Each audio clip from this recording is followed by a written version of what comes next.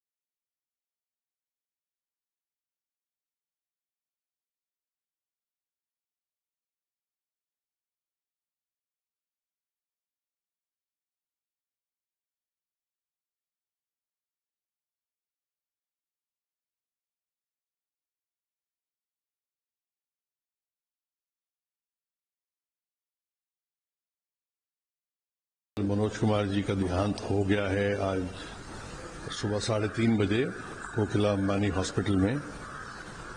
वो अस्वस्थ थे काफ़ी टाइम से, लेकिन बड़ी शिद्दत से उन्होंने हर चीज़ का मुकाबला किया है और भगवान की कृपा है, शिरडी बाबा की दया है कि वो चैन से आराम से इस दुनिया से गए हैं। बीमारी उनकी काफ़ी सालों से चल रही थी। अभी वो और 2 महीने में 88 ईयर्स के होने वाले थे, तो अभी वो 87 में वो स्वर्गवास हुए हैं।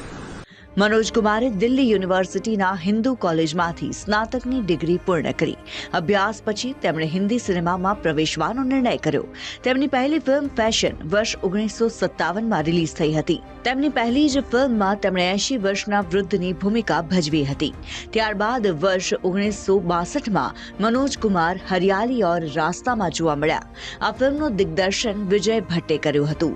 આ ફિલ્મથી તેમનું નસીબ બદલાઈ ગયું. તેમના કામની ખૂબ પ્રશંસા થઈ. મનોજ કુમારની પત્નીનું નામ શશી ગોસ્વામી છે અને તેમને 3 બાળકો કર્મ ગોસ્વામી, વંશ ગોસ્વામી અને મુસ્કાન ગોસ્વામી છે. મનોજ કુમારે માત્ર અભિનય જ કર્યો ન હતો, પરંતુ કેટલીક હિટ ફિલ્મોનું દિગ્દર્શન પણ કર્યું. તેમની કેટલીક યાદગાર ફિલ્મોની યાદી જોઈએ તો હરિયાલી ઓર રાસ્તા, જે 1962માં આવી, 1964ની વો કોન થી, 1965ની ફિલ્મ શહીદ, 1967ની ફિલ્મ ઉપકાર, 1967માં જ આવી પથ્થર કે સનમ, 1970માં આવી પૂરબ ઓર પશ્ચિમ, 1974ની રોટી કપડા ઓર મકાન, 1981ની ફિલ્મ ક્રાંતિ સહિતની કેટલીય હિટ ફિલ્મોમાં મનોજ કુમારે યાદગાર અભિનય આપ્યો.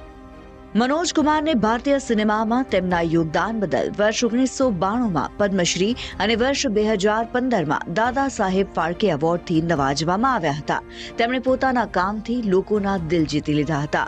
મનોજ કુમારના નિધન પર વડાપ્રધાન નરેન્દ્ર મોદીએ પણ તેમના એક્સ એકાઉન્ટમાં પોસ્ટ કરી શોક વ્યક્ત કર્યો હતો. પીઢ અભિનેતા સાથેની તસવીરો શેર કરતા પીએમ મોદીએ લખ્યું હતું કે મહાન અભિનેતા અને ફિલ્મ નિર્માતા મનોજ કુમારજીના નિધનથી ખૂબ દુઃખ થયું. તેઓ ભારતીય સિનેમાના પ્રતીક હતા. ખાસ કરીને તેમના દેશભક્તિના ઉત્સાહ માટે યાદ કરવામાં આવતા હતા, જે તેમની ફિલ્મોમાં પ્રતિબિંબિત થતું હતું. મનોજજીના કાર્યોએ રાષ્ટ્રીય ગૌરવની ભાવના જાગૃત કરી છે અને પેઢીઓને પ્રેરણા આપતા રહેશે. આ દુઃખની ઘડીમાં મારી સંવેદના તેમના પરિવાર અને ચાહકો સાથે છે. ઓમ શાંતિ. હિન્દી સિનેમાના આધાર સ્તંભ અભિનેતા મનાતા મનોજ કુમાર આજે આપણી વચ્ચે નથી, પરંતુ તેમની દેશભક્તિ સભર ફિલ્મો હંમેશા ન માત્ર મનોરંજન, પરંતુ આપણામાં દેશભક્તિની ભાવનાનું પણ સિંચન કરતી રહેશે. બ્યુરો રિપોર્ટ, સંદેશ ન્યૂઝ.